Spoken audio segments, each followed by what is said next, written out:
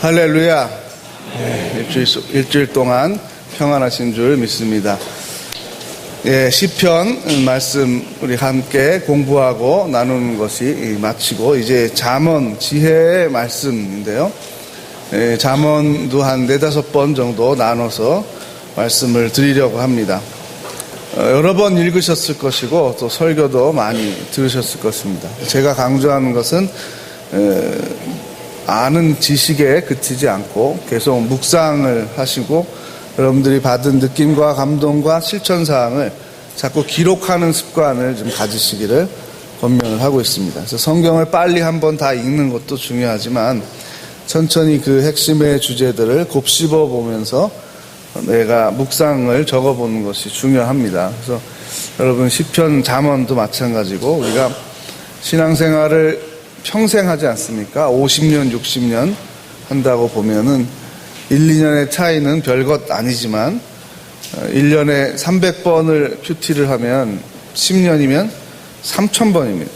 3000번을 한 번 더 하나님을 집중해서 생각하고 하나님의 음성을 듣는 성도와 수동적으로 그저 왔다 갔다 하는 것과 큰 차이가 있다는 것을 알게 됩니다. 매일 하기가 너무 힘들면 일주일에 한 번 주일 설교 말씀만 가지고도 주무시기 전에 한번 묵상하는 습관을 들이시면 1년에 50번, 10년이면 500번, 50년이면 수천 번의 차이가 나게 됩니다. 그래서 습관을 잘 들이시는 것이 소중합니다. 사람들은 누구나 다 지혜롭기를 원하고 그래서 공부를 열심히 하고 또 강조를 합니다. 인류 역사상 대부분 경우에 학식이 있는 사람이 늘 존경을 받았고 또 지도자가 됐습니다. 그래서 동서양의 부모들이 다 자녀에게 가장 많이 하는 말은 공부 열심히 해라, 책 읽어라 라는 말입니다. 이런 기본적인 학습 능력은 중요한 것이죠. 결코 무시할 수가 없는 것입니다. 공부는 대개 외우는 것과 그리고 문제를 푸는 것 그리고 응용하는 것 3단계로 나눠져 있습니다. 이 셋을 다 우리가 활발히 잘할 때 공부 잘한다 라고 말을 하게 됩니다. 대학과 대학원에 가면은 좀 더 창의적인 부분, 단순히 외우는 것 가지고 안 되고 창의적인 생각을 해야 된다는 것 우리는 알 수 있습니다. 공부를 잘하는 것만도 결코 쉬운 일이 아닙니다. 그러나 성경에서의 지혜는 이러한 학습 능력 이상의 것을 말하고 있습니다. 또한 사회생활에서 필요한 것이 있습니다. 그래서 선배들의 이야기에 지혜에 귀를 기울여야 하고 또 조상들의 지혜를 우리는 배우게 됩니다. 인간관계를 원만하게 하는 처세가 중요합니다. 또 요즘에는 리더십에 관한 강조가 수십 년 전부터 해서 정말 수천 권의 책이 쏟아져 나올 정도로 사회에서 리더십을 강조를 하고 있습니다. 그러나 성경의 지혜는 역시 처세술과 리더십을 넘어서는 요구를 우리에게 하고 있습니다. 이 말의 의미를 깨닫기 위해서는 우리의 한계와 우리의 미련함에 대한 이해와 인정이 있어야 합니다. 우리가 미련합니다. 상대적으로 하나님은 지혜롭습니다. 이 대조를 우리는 받아들일 때 하나님의 지혜를 사모하게 되고 하나님의 지혜를 받는 것을 부끄러워하지 않고 오히려 사모하게 됩니다. 우리의 미련함의 큰 근거들을 생각해 봤습니다. 그것은 미래를 알지 못한다는 거죠. 시간을 잘 누리지 못한다는 것입니다. 과거로 돌아갈 수 없습니다. 그리고 미래를 정확하게 예측하여 대처를 할 수도 없습니다. 그래서 우리는 염려하기가 쉽습니다. 시간에 대한 자세는 기대함과 소망인데 염려하기가 쉽습니다. 그것이 우리의 미련함의 증거들입니다. 인류의 수명을 하나님께서 120세로 제한한 것의 의미를 알아야 하고 그 뜻을 존중해야 합니다. 물론 개인적으로 생각해보고 가족을 생각해보면 아프지 않고 계속 생존하는 것, 그것은 선입니다. 더 이상 다른 가치가 필요 없겠죠. 돈이 많이 들어도 그것을 위해서 우리는 모든 것을 다 바칠 각오가 되어 있습니다. 그러나 하나님께서 120세로 제한한 것은 어떤 뜻일까요? 여러 의미가 있겠죠. 첫 번째는 우리의 이 기억력의 한계, 뇌의 구조의 한계도 있고 또 하나는 교만입니다. 우리가 이 땅에서 무한히 산다라는 착각을 갖게 되면 욕망이 그만큼 급증하게 된다는 것이죠. 우리가 보통 70에서 100세를 산다라고 해도 우리가 욕망이 얼마나 많습니까? 그런데 우리가 120세를 넘어서 200세, 300세, 500세를 산다고 하면 얼마나 많은 돈이 필요하고 얼마나 많은 권력과 재산을 필요로 하겠습니까? 며칠 전에 그 인터넷 검색어 1위에 오른 것이 있었습니다. 40대 몸짱 아줌마 이렇게 돼 있어서 제가 한번 클릭을 해봤더니 48살의 여성인데 20대와 같은 몸매를 가지고 있다는 겁니다. 이 사람이 번 돈을 공개를 했는데 1,000억을 벌었다는 겁니다. 놀랍죠? 48세 아줌마가 1,000억을 벌었습니다. 다이어트 운동을 해서. 이 말의 의미가 무엇입니까? 모든 사람들이 젊은 몸에 열광하고 있다는 뜻이죠. 중국을 비롯한 이 아시아 전역에 수출을 하면서 비디오와 책이 번역돼서 날개 돋친 듯이 팔리면서 1,000억을 벌었다고 합니다. 또 20대 소녀 3명이 우리나라 20살 3명이 작년 한 해에 100억을 벌었다는 뉴스가 나왔습니다. 여러분, 인류 역사 문화 가운데 과거에 20살 여자아이든 남자아이든 무엇을 아무리 잘한들, 운동을 아무리 잘한들, 연기를 아무리 잘한들, 노래를 아무리 잘한들, 아니면 노동력이 엄청나게 뛰어나든 1년에 100억을, 노동자의 연봉의 100배가 넘어가는, 수백 배가 넘어가는 돈을 벌은 시대가 있었겠습니까? 여러분, 우리 시대에는 정상이 아닙니다. 이렇게 살아왔던 인류 역사는 없습니다. 금송아지가 아니라, 금송아지는 차라리 경계가 쉽죠. 눈에 보이니까. 그러나 우리는 황금송아지가 아닌 다른 변종의 우상들이 전혀 눈치채지 못하게 그리스도인이면서도 가까이 두면서 살기에 너무 쉽도록 황금송아지들이 변장을 하고 우리와 같이 살고 있습니다. 그것이 욕망입니다. 제가 미래학과 그 생명의료윤리 수업을 들었었는데요. 그 책을 보니까 2030년대 10년 전에 읽은 책인데 벌써 그때 30년 뒤라고 해봐야 이제는 20몇 년도 안 남았죠. 10몇 년 남은 거죠. 뒤에는 무엇이 가능할까라는 것까지 나왔었는데 장기를 뇌만 빼고 다 만들게 된다는 겁니다. 그러면 장기 하나씩 값을 붙여서 이제 수술을 할 수 있게 되는데 통째로 다 바꾸는 게 가능하다는 거예요. 그러니까 80세 되신 분이 돈은 뭐 정해지지 않았죠. 예를 들면 만약에 30억이라고 해봅시다. 그러면 30억을 내면 뇌를, 얼굴을 바꿀 수는 없으니까 목을 잘라내고 80세의 몸을 버리고 20세의 몸을 갖다 붙인다는 겁니다. 이게 생명과학이 꿈꾸는 미래 사회입니다. 그러면 뒷모습만 보고 천연지 알고 막 쫓아갔는데 돌아보면 이제 얼굴은 80세 할머니가 있고 막 이런 세상이 2030년대에 온다는 겁니다. 단 정부가 이것을 허락해 준다면, 그러니까 정부가 허락을 못하는 이유는 종교단체에서, 우리 기독교를 중심으로 하고 한 종교단체에서 복제인간을 만들지 못하도록 저항을 하고 있기 때문입니다. 그러나 이게 경제의 논리로 황금알을 낳는 의료산업으로 바뀌게 되면 인간의 욕망이 120세를 넘어서 계속 갖다 붙이게 되면 200살을 넘게 살 수가 있게 된다는 겁니다. 그렇게 되면 여러분 보십시오. 내가 은퇴 후에 남은 재산이 25억인데 30억이면은 20대의 몸으로 바꿀 수가 있다면 상대적으로 나는 돈이 많다고 생각을 하겠습니까? 5억이 부족하다고 생각을 하겠습니까? 네, 많은 사람들이 나는 자녀를 교육하고 하나님께 은혜를 받아서 25억이나 남았다. 이것을 가지고 장합사업에도 쓰고 선교사업에도 쓰고 하나님께 은혜를 감사하면서 이걸 써야, 이런 의식을 다 박탈하는 거죠. 5억만 내가 더 모을 수가 있으면 내 몸을 바꿔서 200세에 도전할 수 있다. 이런 생각을 갖게 한다는 겁니다. 그런데 왜 우리는 60인데 30으로 보이면 행복할까라는 질문을 심각하게 해봐야 됩니다. 왜 우리는 120을 넘어서 200세에 도전하고 싶을까? 그렇게 오래 살면서 하나님과 그리고 이웃에게 유익을 주는 삶을 살 수 있을까라는 반성도 같이 해봐야 합니다. 시간과 능력을 그리고 재산을 제대로 사용하지 못하는 미련함을 가지고 있습니다.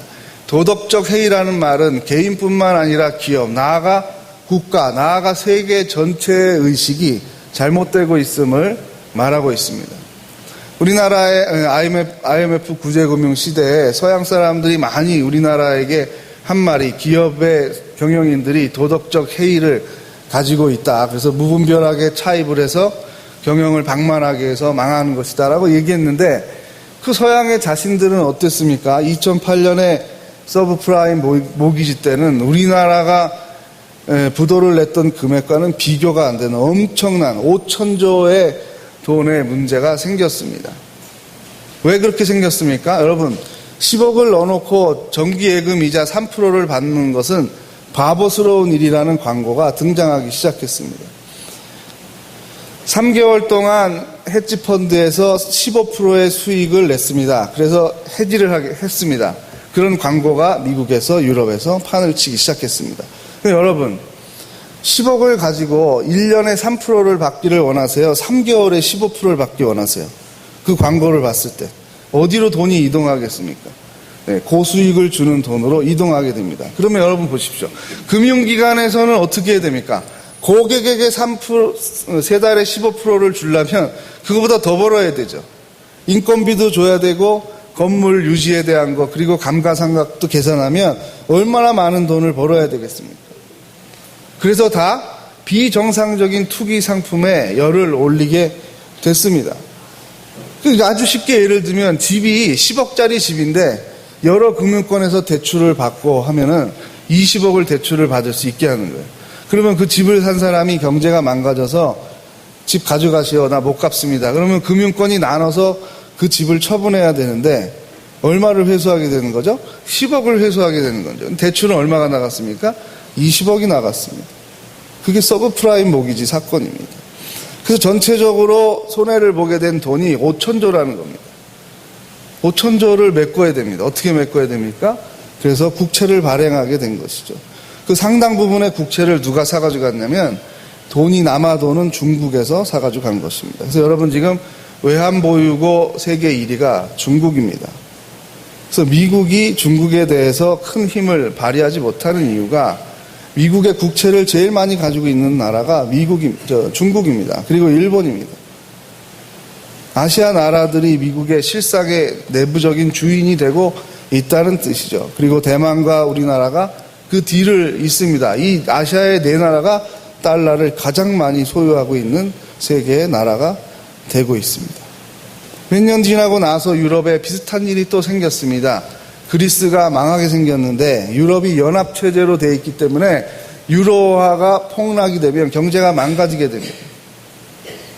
그리스를 살려야 되죠. 또 유럽에서 얼마의 구제금융을 했냐면 3천조의 구제금융을 했습니다. 그래서 지금 약 8천조의 돈이 세계를 돌아다니고 있는 것이죠. 이 돈들은 다 무엇을 하려고 그러겠습니까?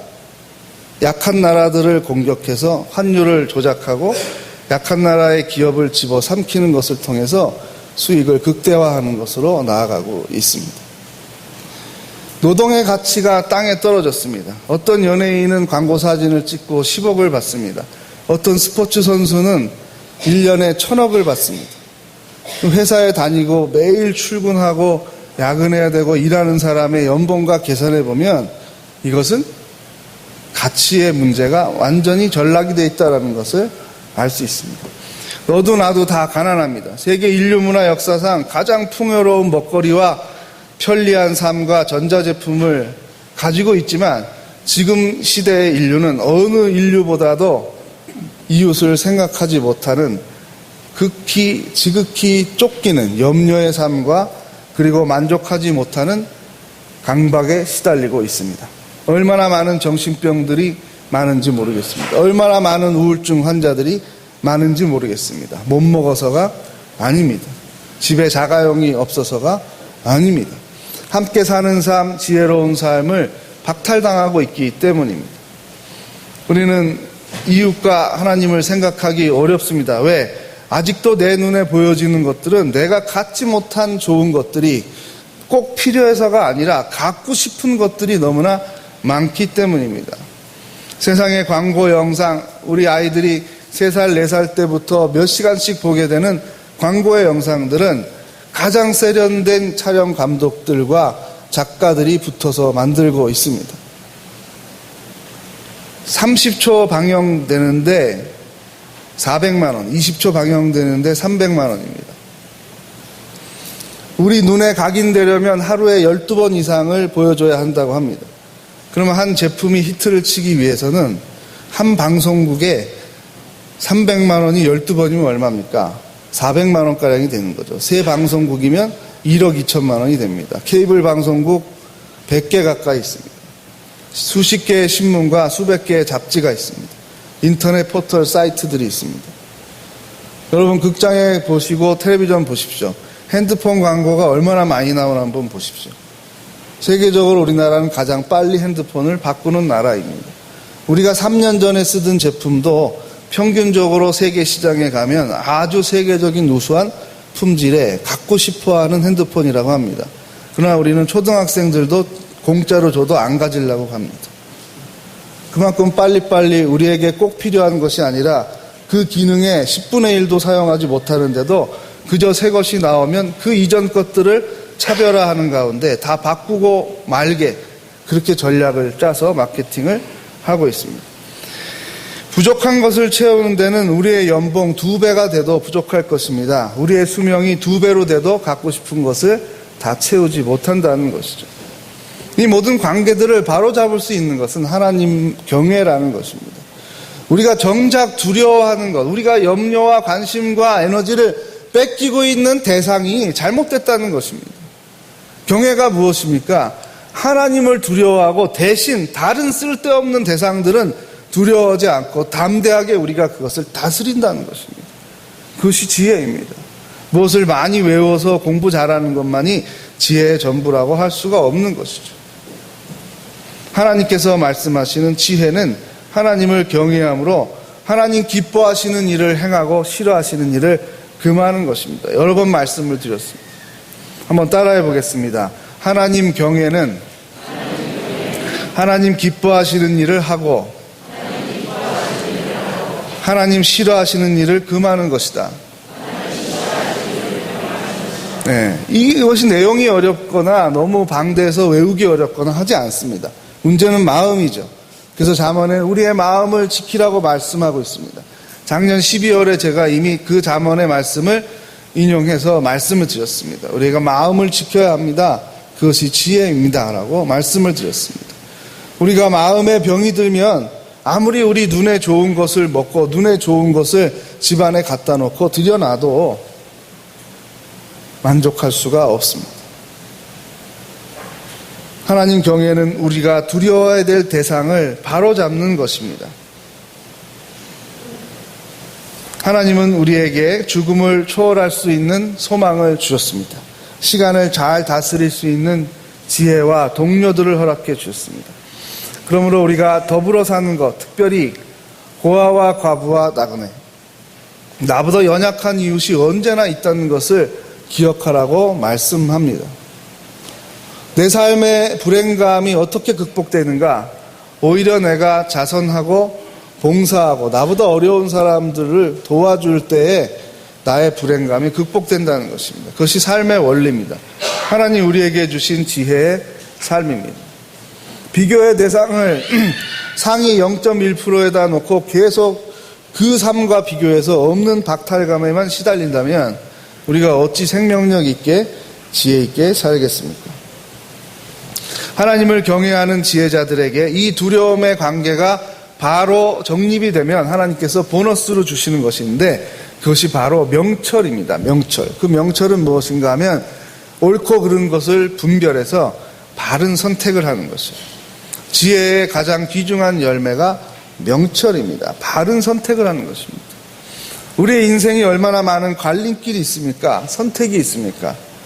후회 없는 선택을 해야 한다는 건 누구나 잘 알고 있습니다. 그러나 하나님께 잘 여쭤보지 않습니다. 묵상하지 않으면 그냥 내가 상식을 동원해서 결정하고 그 결정된 방향으로 하나님을 이끌으려고 기도를 하게 됩니다. 그러나 반대입니다. 중립에다 놓고 하나님 생각은 어떠신지요? 라고 물어야 합니다.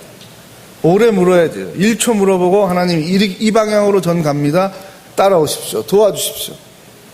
그것은 경외와 순종의 삶이 아닙니다. 묻고 또 물어야죠. 하나님, 제가 이 길로 가는 것이 하나님을 기쁘시게 하고 이웃에게 유익을 주는 길입니까? 제 자신의 삶에 부끄럽지 않고 나의 후손들에게 교훈을 남기는 신앙의 유산이 되겠습니까? 늘 그 중심을 잡고 우리는 기도해야 합니다. 어느 과학자가 하나님을 믿지 않다가 과학을 깊이 공부한 다음에 하나님을 경외하게 된 간증의 글을 남겼습니다. 만일 지구가 23도로 비스듬히 기울어져 있지 않다면 내가 연구한 바로는 바다에서 증발한 수증기가 남극과 북극으로 몰려들게 되어 모든 땅이 결국은 얼음으로 덮여버릴 것이다. 농토는 사라지게 될 것이다. 바다의 깊이가 어찌 이렇게 적절한 것인가? 달과 태양과 지구의 거리가 어쩜 이렇게 한치의 오차도 없이 적절한 것인가? 태양의 온도를 누가 정했는가? 지구가 자전하는 속도, 공전하는 속도를 누가 정하였는가? 이 모든 것이 우연히 생긴 것일 리 없고 인간이 계산하여 설계할 수도 없는 것이다. 그렇다면 이 일을 누가 행하였을까? 동물을 보아라. 연어는 수말리의 바닷길을 가로질러 자신의 고향인 강 상류로 거슬러 올라가 알을 낳고 죽는다. 그러면 부화된 새끼들은 어떻게 알았는지 어미들이 따라온 수만 킬로의 그 길을 다시 따라가서 삶을 누리고 다시 상류로 돌아온다. 누가 이런 교육을 시켰을까? 누가 이런 능력을 부여했을까? 수십억의 인류가 먹을 것, 입을 것, 쉴 만한 것을 얻으며 단지 생존만 아니라 언어와 문화와 예술을 알고 신앙을 알며 살고 있다는 것은 누구의 지혜 때문일까? 예수 그리스도를 우리에게 내어주셔서 우리의 죄를 용서하시고 우리의 미련함을 지혜로 바꾸어 주셨고 불화에 있던 우리와 하나님, 우리와 이웃과의 사이에 평화를 주신 분은 누구인가? 우리의 능력인가? 우리의 공로인가? 라고 질문하고 있습니다. 우리가 마땅히 하나님을 경외하며 하나님의 지혜와 하나님의 권능 그리고 하나님의 사랑을 본받아야 하는 것입니다. 그것이 신앙생활입니다. 하나님을 닮고자 우리는 오늘 모여서 예배를 드리고 있습니다. 하나님의 경외는 그래서 늘 주대심의 고백과 연결이 되어 있습니다. 우리가 아브라함을 왜 하나님께서 믿음의 조상으로 그리고 복의 근원으로 불렀는지를 이해를 해야 되겠죠. 아브라함에게 있는 가장 소중한 이삭을 바치라는 명령에도 하나님의 주대심을 고백하며 드렸기 때문입니다. 정말로 하나님께서 우리에게 가장 귀한 것을 뺏으려고 하는 것이 아닙니다. 이삭의 생명을 지키시고 여호와 이레로 양을 허락하여 주신 것과 같이 우리도 하나님 나라와 그의 의를 구하는 태도, 우리의 목숨과 물질이 하나님의 영광을 위해서 그리고 이웃의 유익을 위해서 쓰임받기를 각오하고 그렇게 살아간다면 우리에게 필요한 건강과 그 모든 것을 더해 주신다고 약속을 하고 있습니다. 우리가 하나님의 주권을 고백하지 않으면 우리에게 있는 많은 시간들이 독이 될 수 있습니다. 우리에게 있는 많은 권력이 독이 될 수 있습니다. 우리에게 있는 많은 재산이 독이 될 수 있습니다. 그러면 하나님은 우리를 사랑하심으로 우리를 한계를 지어 주십니다. 수명의 한계, 미래를 알지 못하는 한계, 그리고 아무리 돈을 벌어도 돈으로 할 수 없는 한계들을 우리에게 주셨습니다. 그것을 아는 것이 바로 성경의 지혜입니다. 하나님을 경외하는 믿음입니다. 성강교회 교우 여러분, 하나님으로부터 우리는 셀 수 없는 복과 은혜를 받았습니다. 이것이 하나님께로부터 온 것임을 고백하며 살고 있습니다. 우리의 삶의 영향과 열매들이, 우리의 삶의 흔적들이 하나님께 영광을 돌리며 이웃과 후배들에게 그리고 후손들에게 모범을 보이는 신앙의 삶이 되기를 간절히 바라며 지혜의 삶을 배우고자 합니다. 이제 말씀을 맺겠습니다. 하나님께서는 우리가 하나님을 경외하는 삶의 의미를 깨닫기를 원하십니다. 아멘. 하나님께서는 우리가 헛된 것에 유혹당하지 않고 지혜로운 삶을 살기를 바라십니다. 아멘. 하나님께서는 우리가 지혜롭게 살면서 이웃과 역사에 유익한 열매를 나누어 주길 명령하고 계십니다. 아멘. 네, 다 함께 찬송 406장 1절을 부르시겠습니다.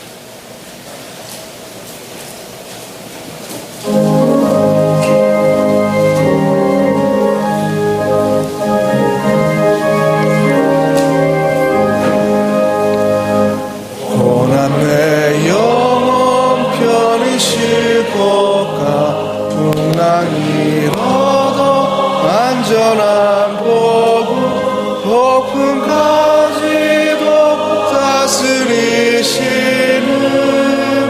주의 영원한 바르시에 영원하신 바 함께하사 항상 나를 붙드시니 어느 곳에 가든지 요동하지 않음은 주의 팔을 의지합니다. 우리 합심하여 기도할 때 하나님을 경외하는 지혜로운 삶을 허락하여 주시고 헛된 것에 유혹당하지 않고 마음의 중심을 뺏기지 않게 하소서.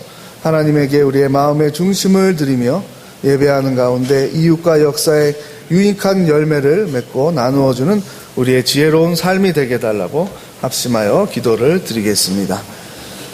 하나님 아버지, 우리에게 한 번밖에 없는 이 귀중한 삶, 하나님께서 주신 은혜와 복을 마음에 새겨보고 우리의 마음의 중심이 다른 헛된 우상에 뺏기지 않게 하여 주시고 우리가 하나님을 마음의 중심에 놓고 예배하며 경외하게 하여 주시옵소서.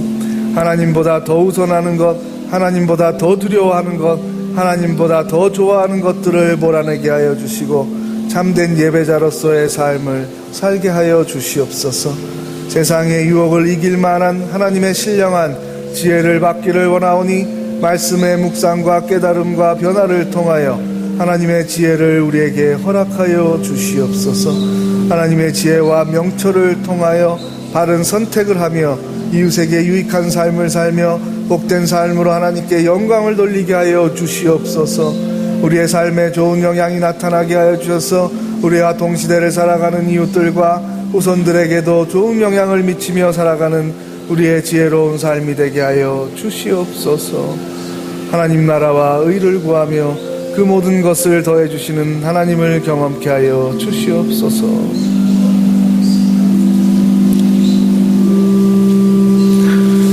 지혜로우신 하나님을 경외하며 하나님의 지혜를 닮아가는 저희들 되게 하여 주시옵소서.